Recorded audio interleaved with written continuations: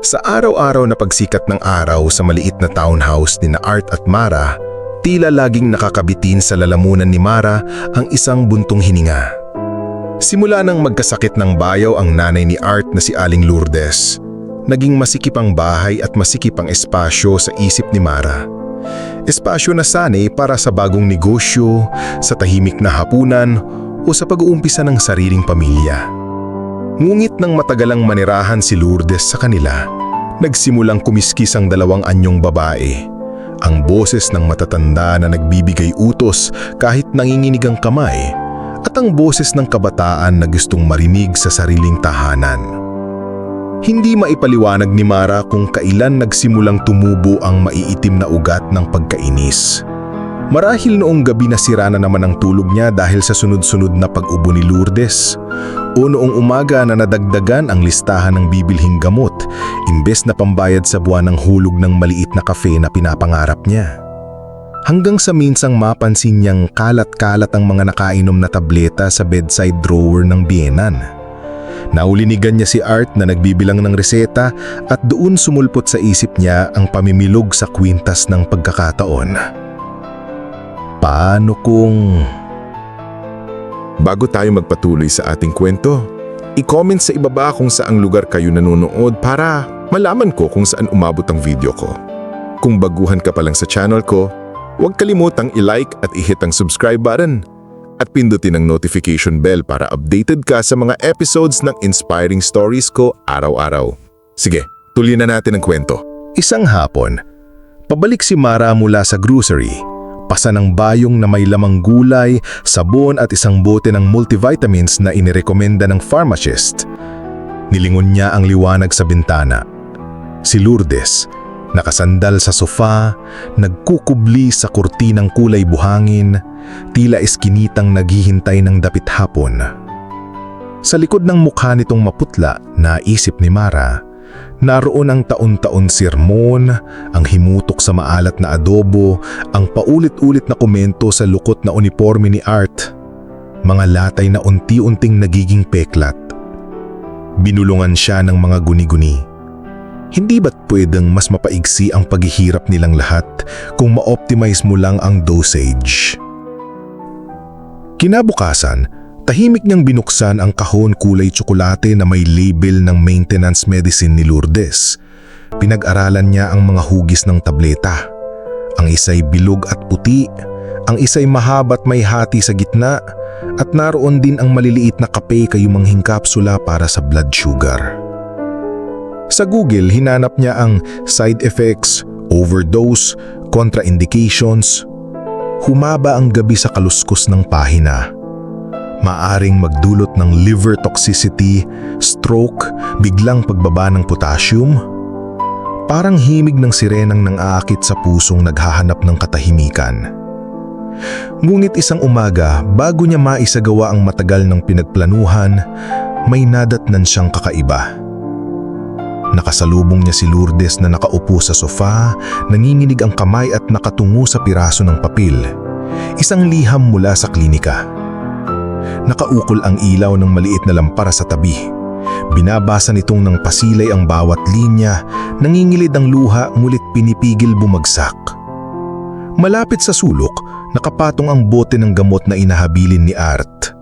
Dahan-dahang kumapit si Mara sa tagiliran ng kusina, hawak ang isang bagong bote ng kapsula.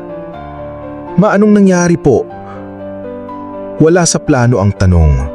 Kusang lumabas dahil sa kutob ng sikmura.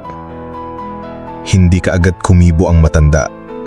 Sa pagitan ng malalim na hinga, ununat ni Lourdes ang papel, inabot sa kanya habang nanginginig. "Galing yan sa ospital. Ayoko nang abalahin pa kayo ni Art pero mukhang kailangan kong ipaalam." Binasa ni Mara ang pabalat, laboratory and imaging results. Sa loob, nakaprint ang salitang pancreatic adenocarcinoma, stage 3. May marka, highlighter na madilim na dilaw. Nakalagay, prognosis 6 to 9 months without treatment.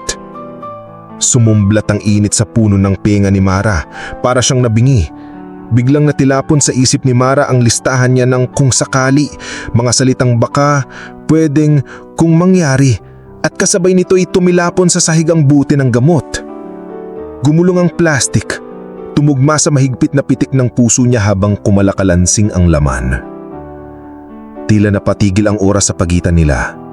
Ang tali ng paghihiganti biglang nalusaw sa 1.5 pulgada ng diagnostic paper. Bakit ngayon niyo lang po sinabi? Bakit hindi niyo sinabi kay Art? Bakit sa akin pa unang? Tinatago ko dahil ayokong dagdagan ng bigat niyo. Mas gusto kong makitang nagtatagumpay ang mag-asawa kayo kaysa ginagastos niyo ko ng papulay-pulay. Napaatras si Mara, sumaling ang likod sa kahoy na kabinete. Sa isip niya, pabalik-balik ang memorya ng lahat ng inis na ibinuga. Mga pabalang na sagot, pag-iwas sa hapagkain ng sabay, mga sandaling sinadya niyang i-mute ang tawag ni Lourdes para hindi maistorbo sa online meeting. At higit sa lahat, ang plano, ang mga maiitim na balak na halos naisa katutuparan na. Umuungaw pitig ng oralhan sa dingding. Tik-tak, tik-tak. Tila humahabol sa nalalabing buwan ng matanda. Sa sulok nakasilip ang litrato ng yumakang asawa ni Lourdes. Nakilay-kilig na nakangiti sa kamera analog kasama si Art, 8 taong gulang pa lamang. Naramdaman niya ang kirot. Kung siya ang ina, kaya rin ba niyang itago ang sakit ng ganito katagal para lamang hindi maging pabigat? Napaluhod siya sa harap ni Lourdes, hawak pa rin ang nalaglag na bote. Patawad po. Humagol siyang parang batang napagalitan. Wala kayong kasalanan. Ako po ang nagkulang. May iniisip po akong masama. Hindi ko na uulitin. Tumayo si Lourdes, bagong matmanghihina at nilapat ang palad sa pisngi ng manugang. Anak, may mga araw talagang napupuno tayo pero alam ko naman na mabuti ang puso mo. Pakikausap lang.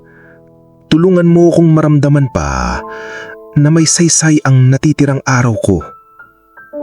Sa mismong sandali, lumapat ang liwanag mula sa siwang ng bintana. Tumama sa bote ng gamot na nasa palad ni Mara.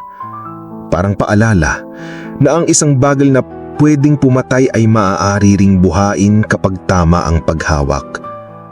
Tumayo siya, pinahid ang luha sa manggas at sa kauna-unahang pagkakataon, inalaya ng biyenan papunta sa kusina.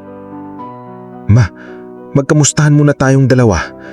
Magluluto ako ng sabaw na miswa, iinom kayo ng tamang dosage at bukas tatawagan natin ng oncologist. Kinagabihan, dumating si Art galing opisina, bitbit ang pagod at puting karton ng donuts. Nagulat siya nang makita ang ina na nakaupo sa sofa, nakangiti kahit nakasaksak ang IV cannula sa kamay. Ni Mara ang nagkabit mula sa kit ng health center. May maliit na mesa sa harap, 2 tasa ng luyang dilaw at planner ni Mara na kulay rose, bukas sa pahina na may nakalistang chemotherapy schedule, nutritional plan, fundraising ideas. Sa gilid nakasindi ang lampara at sa lilim nito naglalambunan ang liwanag at anino, hindi na nakakatakot kundi parang dahan-dahang pagliwanag ng bagong kabanata. Lumapit si Art, nagugulumihanan. Anong nangyayari? Ma? Han? Sinapu niya ang balikat ni Mara na ngayon may bakas ng pagod sa ilalim ng mata, ngunit may ningning na taimtim. Ibinigay ni Mara ang folder ng resulta. Love, sabi niya, magpakatatag ka. Alam kong mahirap pero may gagawin tayo. Hindi na natin palalampasin ang kahit isang araw na walang lunas si Mama. Umupo si Art, naninginig habang binabasa ang prognosis. Umagos ang luha niyang hindi mapigilan. Yumakap siya sa ina, sabay sa unti-unting pagtulo ng luha ng matanda sa balikat ng anak. Si Mara na may nakapahalang ang kamay sa likod ni Lourdes, nakaharang na parang tulay na bakal sa pag-uugnay ng mag-ina. Walang ibang ingay kundi buntong hininga at ang malumanay na tulog ng sanggol na kapitbahay sa kabilang pader, parang paalala na may mga bagong simula kahit sa gitna ng pagtatapos. Kinabukasan, 6:00 pa lang, naghahalo si Mara ng oatmeal na may chia seeds at dinurog na almond para kay Lourdes. Pinagulong niya ito sa honey at sinindihan ng maliit na portable diffuser na amoy lavender. Sa unang pagkakataon, bumangon ng matanda ng hindi tinatawag. Inabot ang mangkok, kumain at ngumiti. Ang ngiting iyon, bagamak payat at naningitim ang gilagid sa kimo, ay parang patak ng ulan sa desiertong puso ni Mara. Ilang linggo ang lumitas, humarap si Mara sa laptop sa kusina. Sinarado niya ang dating Excel sheet ng Cafe Idea at minaximize ang bagong spreadsheet. #Laban kay Lola Fund. Ipinost niya sa social media ang kwento ng isang biyanang may kanser at isang manugang na natutong magmahal ng huliman. Bumuhos ang donasyon, pati ang dating kaopisina niyang inis na inis sa mga mother-in-law jokes ay nagpadala ng tulong. Naging abala ang bahay, hindi sa alingaw ng sigawan, kundi sa yabag ng mga kaibigang naghahatid ng lugaw at prutas. Sa kalendaryo, dumating ang unang cycle ng chemotherapy. Sa lungkot at pag-ihi ng dugo, nakahawak si Mara sa kamay ni Lourdes. Minsan, binaliktad ang papel at pinagbasa ng tula upang mawaglit ang isip. Sa bawat turok ng karayom, bilubulong niya, "Kapit lang ma, maglalagay pa tayo ng mga larawan ninyo ni Tatay balang araw sa cafe na yon balang araw."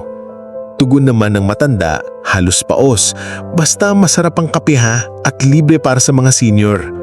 Madaling araw ng ika-4 na buwan, nagising si Mara sa banayad na tapik. Si Lourdes, nakasuok ng turban dahil nalagas ang buhok. Nakatayo sa may bintana, nakatanaw sa kalyeng basa ng ambon. "Gising po kayo ma?" tanong ni Mara. Tumanggo ang matanda. "Naalala ko lang ang tatay niyo ni Art. Dito rin ako tumayo nung huli ko siyang kisap mata bago niya ako iniwan. Pero ngayon masaya kong dito rin ako titingin sa inyo. Pag oras ko na, dahil alam kong hindi niyo pababayaan ng isa't isa." Napatitig si Mara sa sariling refleksyon sa basong bintana. Isang babaeng dating kinain ng inggit, ngayon ay may mata na namumula sa pagpupuyat, ngunit kumikislap sa pag-asa. Sa pagitan ng init ng palad ni Lourdes at lamig ng ambon sa salamin, naiintindihan na niya ang kahulugan ng tahanan. Hindi ito nasusukat sa lawak o pera, kundi sa kung gaano kalawak ang puwan na kayang pag-aalayan ng pag-aaruga. Di naglaon, dumating si Art, may dalang maliit na kahon. Inaabot niya ito kay Mara. Nakaukit sa takip ang pangalang Lourdes Porch Cafe. Sa loob may maliit na model ng coffee cart. Gawa sa karton, may litrato ni Lourdes sa tarangkahan, nangingiting matlamlay ngunit buo ang diwa. Pinirmahan ito ng community college kung saan nagtuturo si Mara ng part-time mentor sa entrepreneurship. Grant nila for sa social enterprise. Napangiti si Lourdes, pinisilang kamay ng manugang. "Sabi ko sa'yo, libre para sa mga senior." At kung ang unang hangarin ni Mara noon ay kadiliman, ngayon ay liwanag ang pumuno sa bawat sulok ng sala, sa abalang pulso ng drip stand, sa bawat lagok ng turmeric tea at sa mga planong ipagbili ang kapet tinapay na si Lourdes mismo ang nakatikim habang kaya pa. Hindi na kailanman muling pumasok sa isip ni Mara ang pagdudoktor ng dosage o pag-iiba ng gamot, sapagkat natikman na niya ang pait na walang lunas maliban sa pagtanggap at pagbawi. Minsang nilalapatan niya ng langisang tuyong anit ni Lourdes na pasulyap siya sa papel na kirot ng unang araw. Ang diagnosis nakabaluktot na ngulit, nakalaminate na ngayon ay nakasabit sa pinboard, hindi nababala ng pagkawala, kundi paalala ng panahong hinarap nila ang pinakamasama upang mailabas ang pinakamabuti. At sa huling talata ng kanilang magsanib na kwento, naisip ni Mara, minsan, hindi mo kailangang mawala ang isang tao para matutong mahalin siya. Minsan sapat nang marinig ang paghinga niya, dami ng bigat ng kanyang kamay, at mula doon ay palambutin ng puso, paputiin ang anumang naitim na balak, hanggang sa umamo, kumintang, at maging bagong simula para sa lahat ng susunod na araw. At dito nagtatapos ang ating kwento. Nagustuhan mo ba ang ating kwento? May aral ka bang napulot? I-comment sa ibaba. Kung na-enjoy mo ang kwento natin ngayon, i-hit ang like button at huwag kalimutang mag-subscribe. Ang suporta nyo ay ang inspirasyon ko. Kita-kits bukas ng umaga, kaya stay tuned!